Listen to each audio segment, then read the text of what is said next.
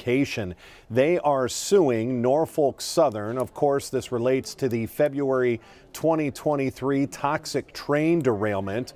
The school district is claiming that Norfolk Southern made a bunch of promises and, in fact, didn't pay for using some of their school facilities during that emergency, and they want their money back. Let's take you live now to the news conference. Today, my colleague Caroline Ford and I filed a lawsuit against Norfolk Southern on behalf of the Board of Education of the East Palestine City School District. I'm going to talk about this lawsuit and what it means in the context of the other lawsuits against Norfolk Southern, and then you'll hear from East Palestine Superintendent Dr. James Rook. Simply put, we filed this lawsuit because Norfolk Southern lied. It lied to the East Palestine Board of Education, and it lied to the children of East Palestine. Following Norfolk Southern's train derailment disaster that polluted this community with over 100,000 gallons of toxic chemicals, the company broke its promises to reimburse emergency response costs, like the use of school facilities as the incident command center and for housing evacuated residents. Those costs also include transporting residents displaced by the mandatory evacuation orders. District buses literally went door to door to evacuate residents from their homes and transport them to East Palestine Schools for emergency shelter. Norfolk Southern has not delivered on its own promise to, quote, make it right. For example, Norfolk Southern has shown no interest in making up for the lost revenue caused by the derailment's impact on property values and resident income, on which the school's operating budget relies. And Norfolk Southern also broke its promise to build a community wellness center, which the contractor it chose for the project estimated at $30 million. One of the worst aspects of the Norfolk Southern disaster is that it was entirely preventable and even unnecessary. Had Norfolk Southern employed sufficient safety equipment on its tracks, or simply noticed when its own train caught fire over 20 miles away from the eventual derailment site, we wouldn't be here today. Additionally, if Norfolk Southern had not released and burned the toxic chemicals it derailed, which we now know was calculated to reopen the tracks as quickly as possible, not to prevent an explosion, we also might not be here today. Norfolk Southern's eagerness to resume its operations by unnecessarily exploding toxic chemicals to clear the tracks left the schools facing financial instability. But since the derailment, Norfolk Southern has raked in over $16 billion in profits. Profits! A windfall achieved because it hoarded those profits while pawning off the full costs of its train wreck on this community. This is a sad example of corporate socialism. The Board of Education's new lawsuit is one of many noteworthy legal actions against the company. It follows a $600 million class action settlement for residents and local businesses, a $310 million settlement with the Justice Department and EPA, and a $22 million settlement with the Village of East Palestine. Despite Norfolk Southern's repeated promises to make it right for the community, without this lawsuit, the schools would be left to weather alone the true short and long-term financial impact of Norfolk Southern's train wreck. And there is no question where the blame for this crisis lies. Last week, after Norfolk Southern sued both the rail car owner and the vinyl chloride manufacturer to try to escape paying the entire $600 million class action settlement, a local jury decided that Norfolk Southern was 100% responsible for the harm resulting from the disaster. We agree with that jury. Norfolk Southern is 100% responsible for cleaning up its mess. Norfolk Southern has no right to walk away from the catastrophe it created.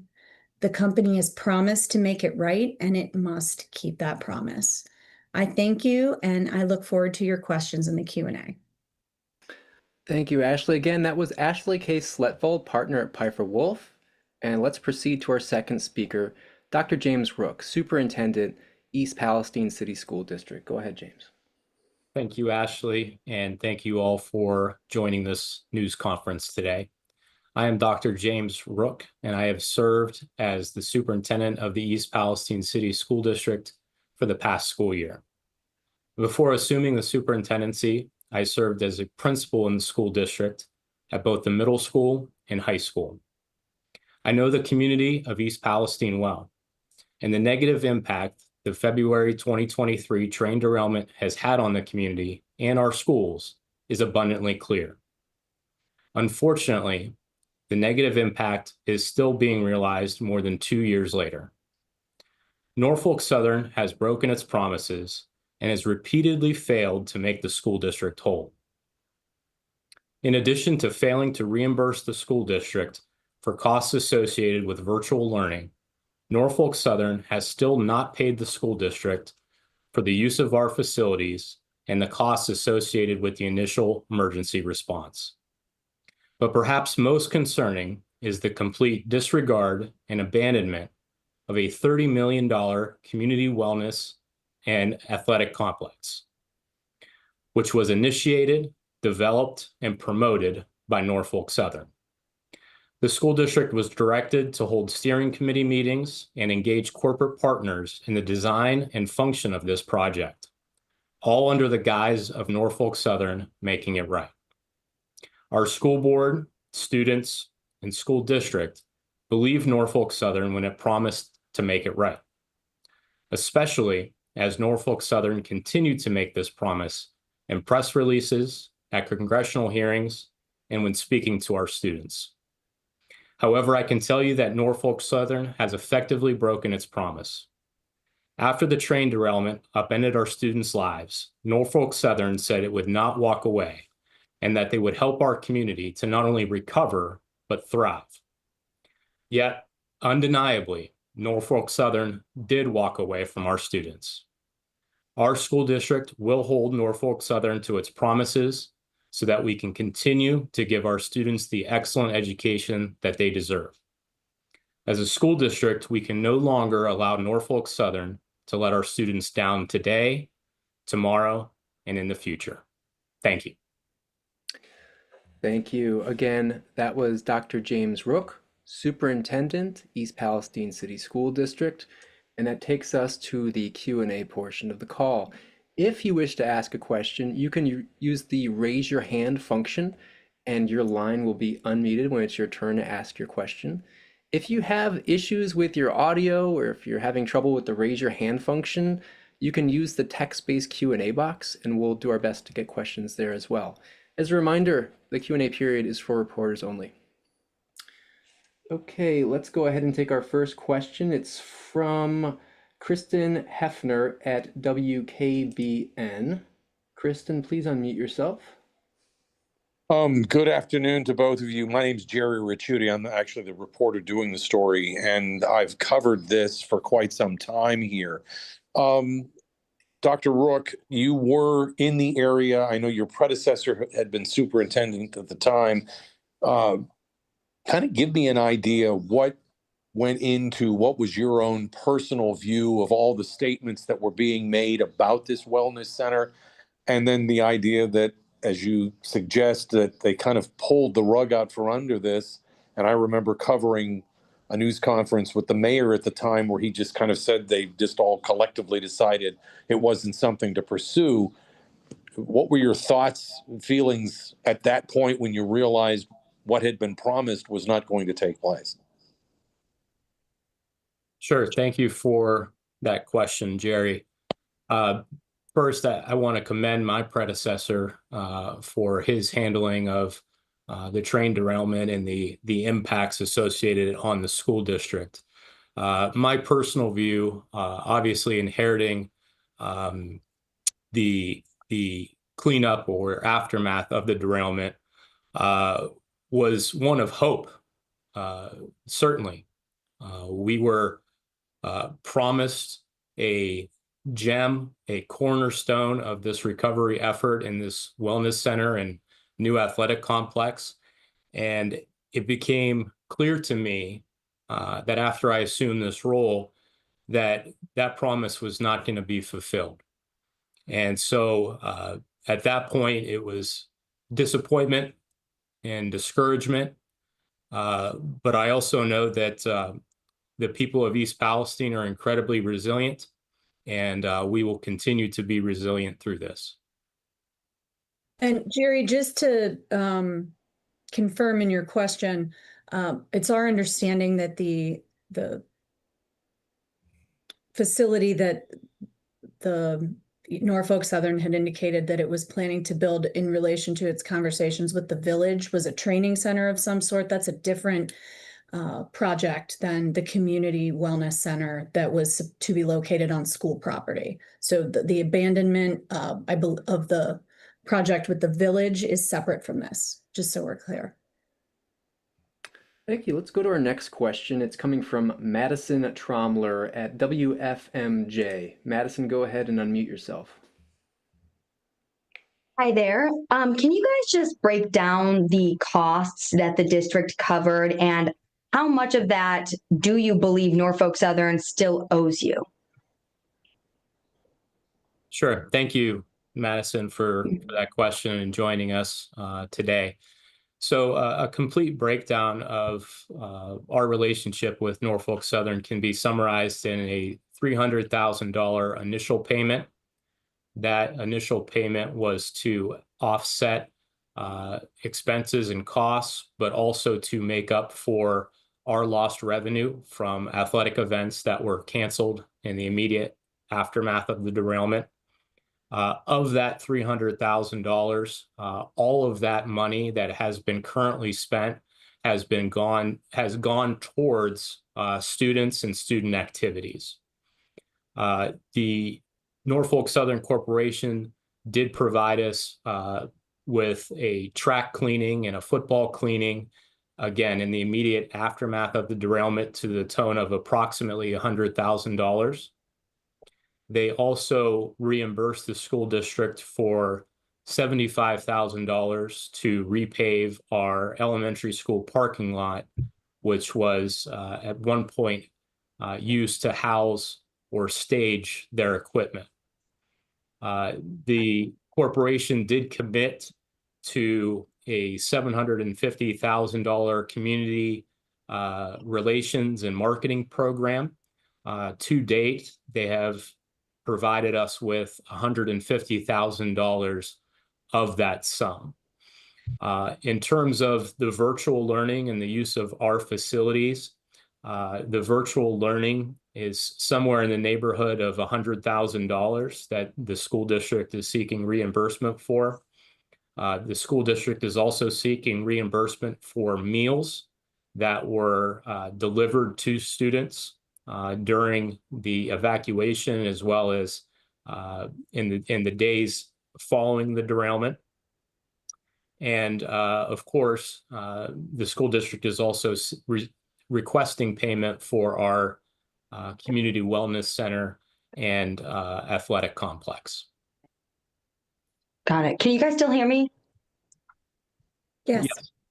So I know you guys also mentioned that it has put the district in a tough financial spot overall. Can you talk a little bit about how the company's failure to reimburse these costs has directly impacted students, staff, and school resources, even just over this past year? Sure. So what we pride ourselves on in East Palestine is providing the highest quality education possible. We believe that we can provide that to our students. And in terms of what our school district has missed out on, it's currently probably in the neighborhood of $300,000 that have gone towards the virtual learning and the meals for students, the use of our facilities. At one point in time, we actually had employees of the school district sleeping in our facilities so that they could actively and effectively respond to whatever circumstances may arise. And so the cost associated with keeping the buildings open, essentially housing our community that lived in our high school and middle school gyms for up to 10 days. And so we feel like our school district could have certainly devoted that time and attention, effort, and money to better serving our students. Thank you. We're going to take a question from Emma Hurt at the Atlanta Journal-Constitution. And it contains apparently what Norfolk Southern is telling the reporters. It says, "Hi there, Emma Hurt with the Atlanta Journal-Constitution. Norfolk Southern says that it has reimbursed the district for, quote, every invoice for which we have been provided proper documentation, unquote. Do you know where the discrepancy might be? Have you sent them invoices that haven't been reimbursed?" Ashley, James, how do you react to that? Sure. So typically in litigation, the lawyers going back and forth is always a part of the process. Norfolk Southern hasn't even begun to scratch the surface in terms of reimbursing the true costs of this disaster to the East Palestine Board of Education and the students that it serves. At no point has there been any provision made to make up for the operating revenue that the school district relies on, that comes from primarily two sources at the local level. One is property taxes of the property that Norfolk Southern polluted through its disaster and explosion, and the other being income tax on local residents whose wages were in fact impacted by the disaster. There have been businesses that have closed and have not reopened and may never reopen at this point. So finding a way to allow the school district to be made whole is a process in which the school board is more than happy to cooperatively work with Norfolk Southern. But since we've reached out months ago to attempt to try and resolve this, we've not seen a willing partner in that process from the board's perspective. So we will, continue to take our claims through the court system. But to the extent that there's any effort to find a common ground and solve this for the students, the board is happy to engage in it. Thanks, Ashley. All right, we'll go to our next question. It's from Julia Bingle at WOIO. Julia, go ahead and unmute yourself, please. Actually, this will be Dan DeRosa again. I'm the reporter handling the story today. Commendable, Dr. Rook, for staying. I'm not sure if that's the reason that the previous superintendent left. Has this impacted student population? Has it impacted teachers leaving, deciding just not to stay, not to live in that area for fear of the what if down the road? And if that is the situation, when you lose student population, presumably you lose funding from the state level, just not being a school of that size anymore. And have you lost teachers because of this, which then leads you to go on either a teacher search or spending money to try and get new teachers in there? Is that a part of this lawsuit? Certainly. Thank you, Dan, for your question. So some rough numbers for you in terms of the first part to your question on student enrollment.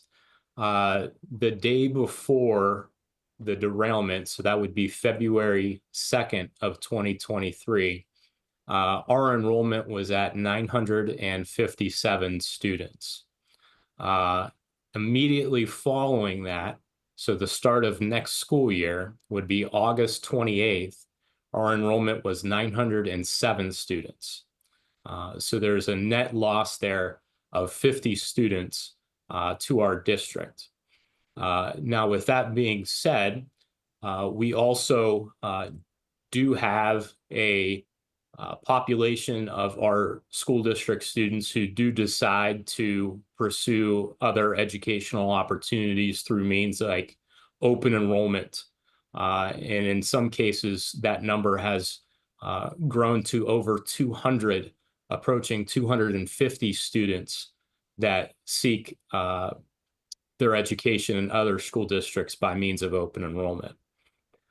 In terms of staff, we have seen a turnover in our teachers.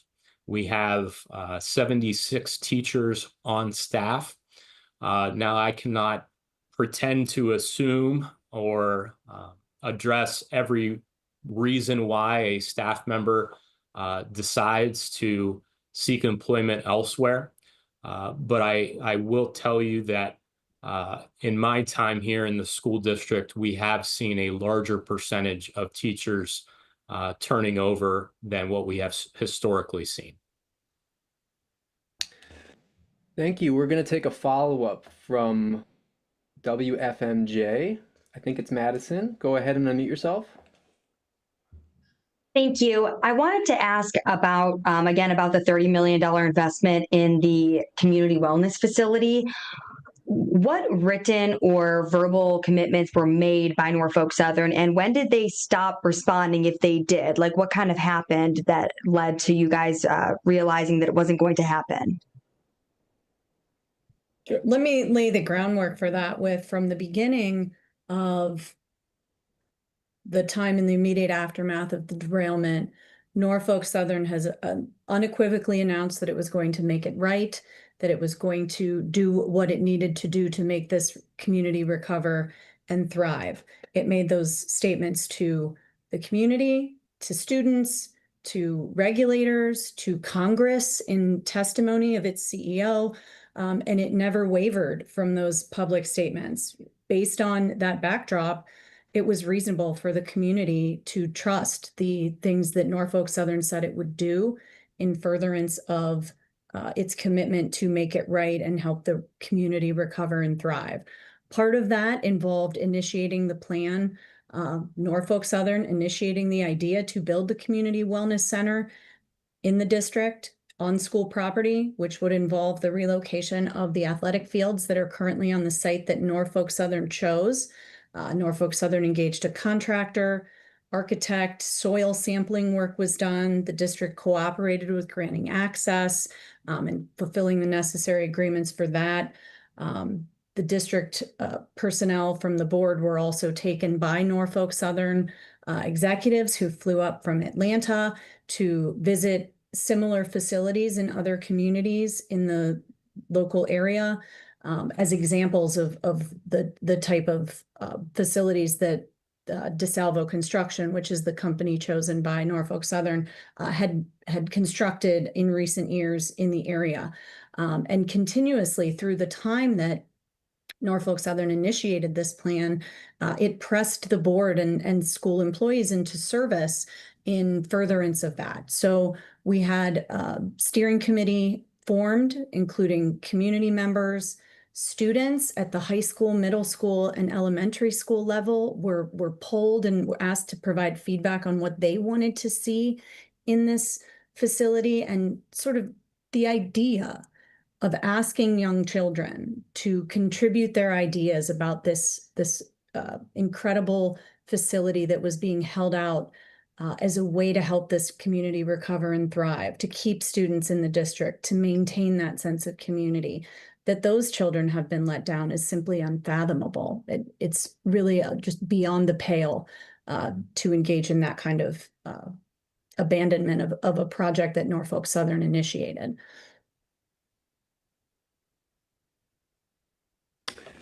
Thank you. So we can go ahead to our next question. We're getting a follow-up from WKBN. Go ahead and unmute yourself. If I can, and this kind of dovetails to, excuse me, this kind of dovetails to what Attorney Sletfold had been talking about.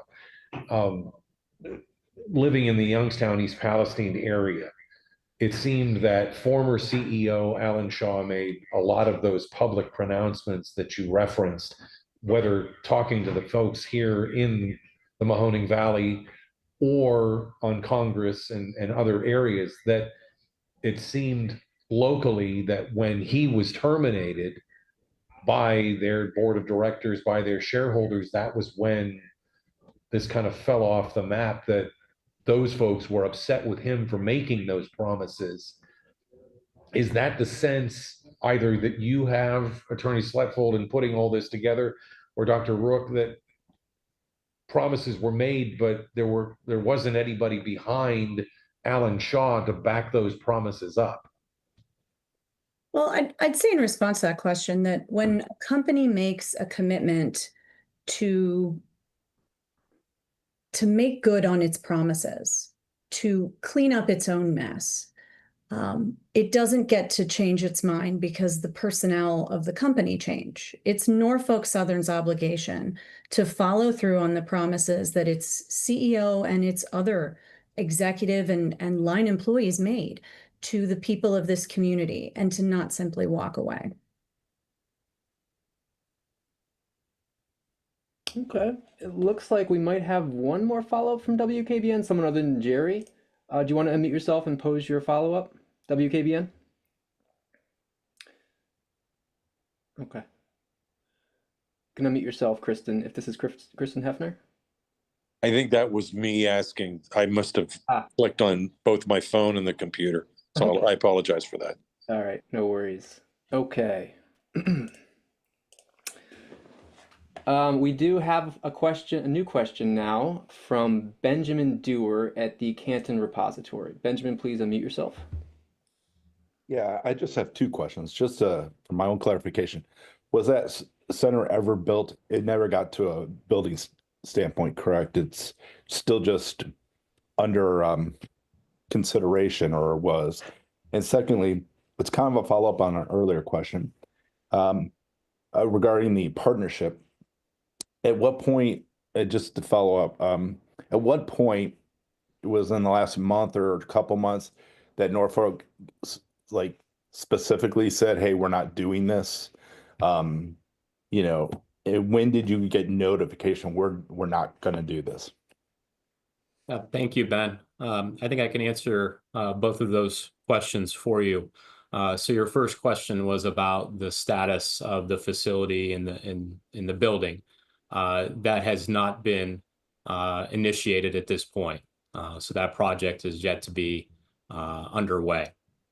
The second, in terms of our partnership or relationship with Norfolk Southern, obviously assuming this role in August, I would say that the personnel from Norfolk Southern were very acceptive. They were responsive to the idea of this community center and moving forward.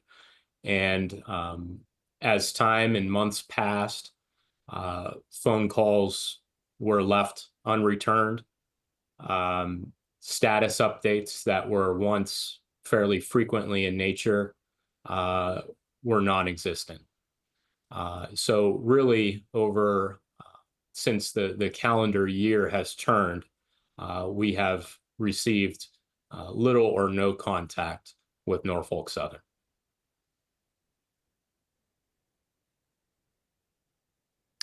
Thank you. All right, we have an additional follow-up from WOIO. If this is Dan, go ahead and unmute yourself. Yeah, just wanted to, one last question, and it kind of goes back to my previous question. Property evaluations are going to be such a major portion of the school district's budget. Is there an estimate? Have you had new property evaluations come out to let taxpayers know what they're going to pay and what it means for schools? So basically, were you at, just throwing a number out, were you at $1 million in property valuations in tax dollars coming into the schools, and now you're at 600,000? Or do you have any sense of what you have lost? Because I'm assuming property values have gone down in East Palestine. Well, what we're going to see when 2026 rolls around is the next scheduled round of valuation assessments on which the taxation will be based in terms of property taxes that are paid in part to fund the local schools. So that evaluation in 2026 is when we're really going to know what the impact will be on the funding as it comes in. All right, thank you. All right, I'm not seeing any questions in the queue at this time. So for those reporters who, I'm going to take one last question actually from Kimberly Perez at Spectrum News, Ohio. But this is the last one, I swear, and then we'll go ahead and close. So Kimberly, go ahead and unmute yourself.